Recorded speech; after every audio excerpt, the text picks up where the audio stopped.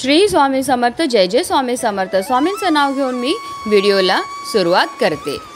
13 डिसेंबरपासून मार्गशीर्ष महिन्याला सुरुवात झाली होती आणि पहिला गुरुवार जो आहे तो 14 डिसेंबरला होता आणि उद्या म्हणजे 21 डिसेंबरला आहे मार्गशीर्ष महिन्यातला दुसरा गुरुवार. तसेच मार्गशीर्ष महिन्यात येणाऱ्या प्रत्येक गुरुवारच्या उपासाला खास महत्त्व आहे. या महिन्यात प्रत्येक गुरुवारी व्रत पाळले जाते. यासोबतच संपत्ती आणि समृद्धीची देवी महालक्ष्मीची पूजा केली जाते.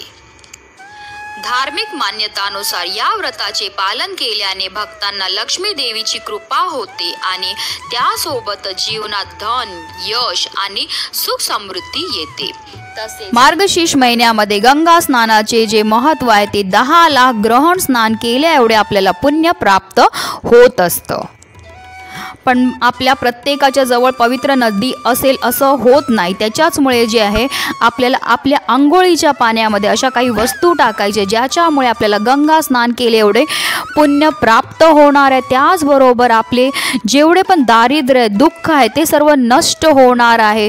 त्याचबरोबर आपल्यामध्ये जेवढे पण दोष आहेत नकारात्मकता आहे ती सगळी दूर होऊन श्रीहरी विष्णूंबरोबर माता लक्ष्मीची आपल्याला कृपा ही प्राप्त होणार. त्याबद्दल सविस्तर माहिती मी तुम्हाला ह्या व्हिडिओमध्ये देणार आहे. ते व्हिडिओ पूर्ण पहा आणि जर चॅनलवर नवीन असतील तर चॅनलला सबस्क्राईब करा आणि शेजारी बेल आयकॉन सुद्धा प्रेस करा जेणेकरून तुम्हाला माझ्या नवनवीन व्हिडिओचं नोटिफिकेशन हे मिळत राहील. भगवान श्रीकृष्णांनी अर्जुनाला सांगितलेल्या भगवद्गीतेमधील विभूती योग नावाच्या 10व्या अध्यायात साऱ्या विश्वातील श्रेष्ठ गोष्टी कशा माझ्यातच आहेत हे सांगताना मार्गशीर्ष महिन्याला सर्वोत्तम मास असे म्हणून गौरविले आहे.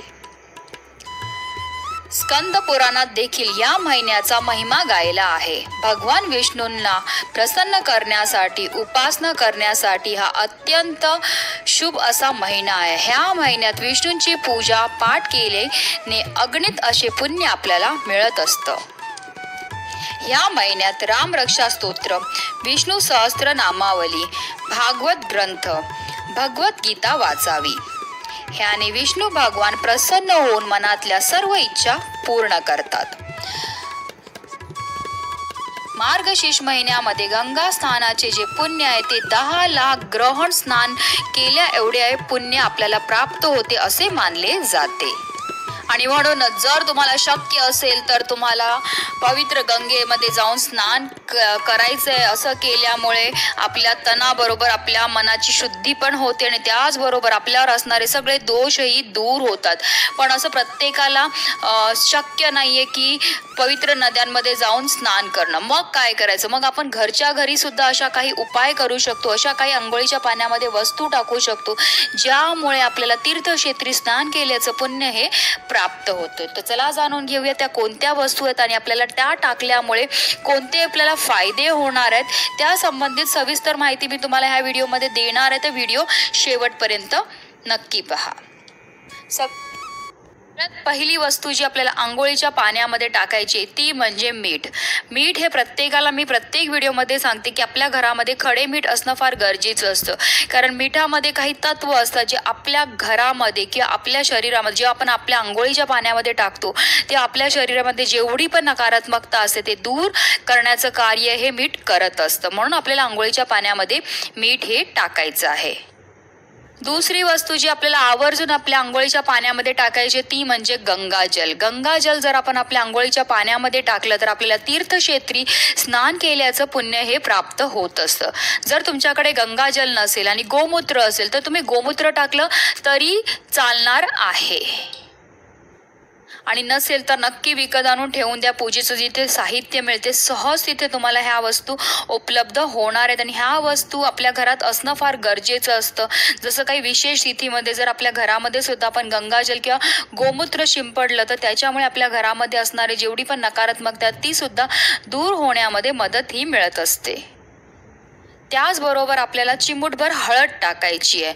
जर आपण आंघोळीच्या पाण्यामध्ये हळद टाकली तर आपल्याला ज्या आर्थिक अडचणी असतील किंवा पैसा संबंधी जर तुम्हाला काही समस्या असतील तर त्यासुद्धा दूर होण्यामध्ये खूप मदत ही मिळत असते. त्याचबरोबर सगळ्यात मुख्य आणि महत्त्वाची गोष्ट जी तुम्हाला सगळ्यांना आवर्जून टाकायची ती म्हणजे 21 धने.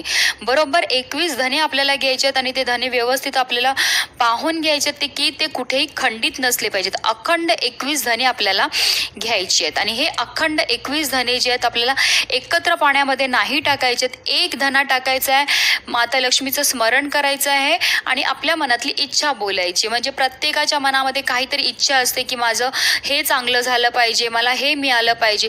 तर जी पण तुमची इच्छा असेल ती बोलायची आहे आणि एक एक धना असं आपल्याला टाकायचं. असं करून 21 वेळा आपल्याला हे धने त्या पाण्यामध्ये टाकायचे आहेत आणि आपली इच्छा बोलायची आहे. आणि त्याचबरोबर आपल्याला 11 तुळशीची पानं सुद्धा घ्यायची आहेत. 11 तुळशीची पानं घ्यायची आणि त्याच्यावर हळदीने आपल्याला एक एक टिपका टाकून लावून घ्यायचं आहे.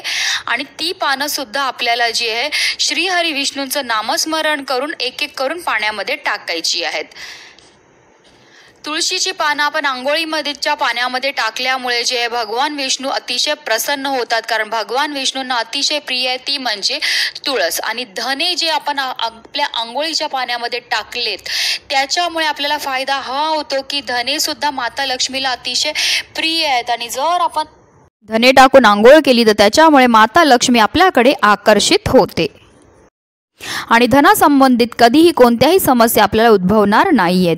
जिथे श्रीहरी विष्णू असतील तिथे माता लक्ष्मी ह्या असणार आहेत.